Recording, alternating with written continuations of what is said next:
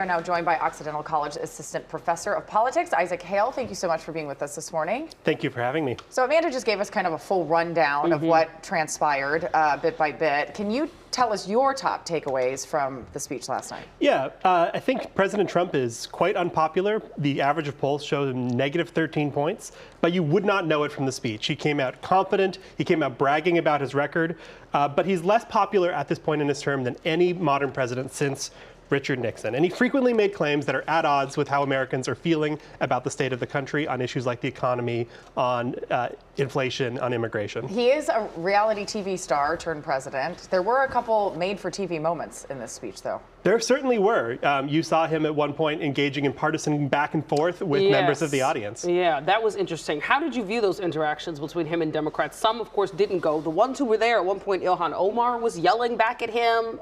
Yeah, you saw back and forth between Democratic Congresswoman Rashida Tlaib, Ilhan Omar, and President Trump. They were yelling that the administration had killed Americans in reference to the engagements between ICE and American citizens that had taken place in Minneapolis. President Trump, in turn, called them crazy. And this is not the first time we've seen members of Congress yell at the president during a State of the Union. So something that started in President Barack Obama's turn, escalated since. But this is a real escalation in terms of the president at the podium engaging with those members of the audience. He also engaged in audience participation at one point, asking members of Congress to stand up if they agreed with him on issues related to immigration, which is also a very unusual thing for a president to do. It's unusual, but I feel like it's just going to be midterm election TV ads now in either direction.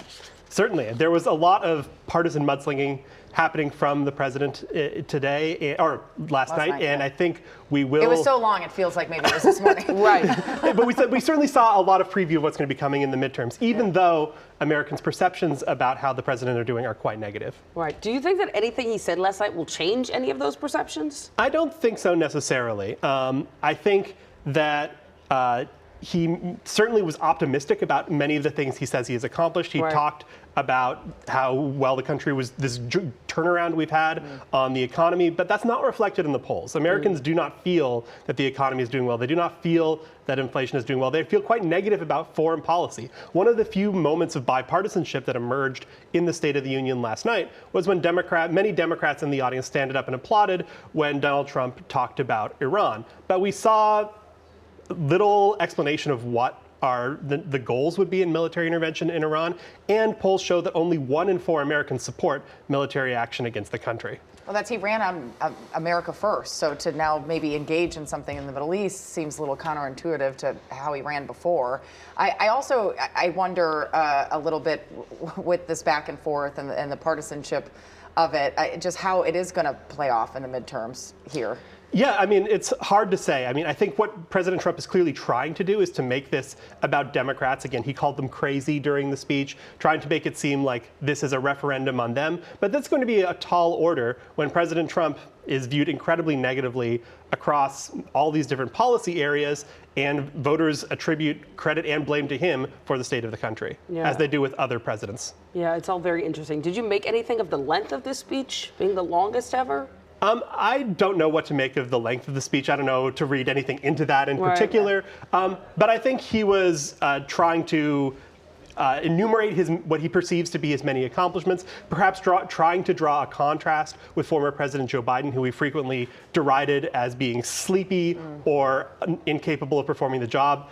President Trump is also old for a president, and so perhaps trying to draw that kind of contrast. But I don't have any particular insight into why the speech was so lengthy, but it was a historically long speech. What do you think of the Democratic rebuttal?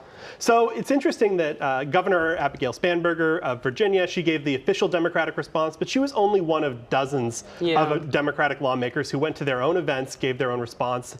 You saw earlier that California Senator Alex Padilla gave a response. We also saw a Working Families Party's response from Democratic Representative Summer Lee of Pennsylvania, but many other Democratic lawmakers gave responses. And so there are many Democratic politicians champing at the bit to respond to an unpopular Republican president. Well, you joined us before, you joined us after. Thank you so much for your insight, Isaac. Good to see you.